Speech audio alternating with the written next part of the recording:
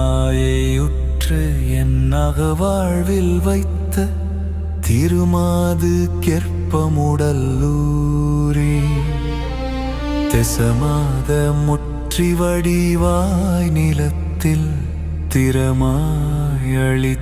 பொருளாகி மகவாவின் உச்சி விழியானனத்தில் மலை நேர்புயத்தில் உறவாடி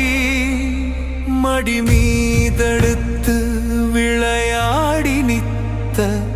மணிவாயின் முத்தி தரவே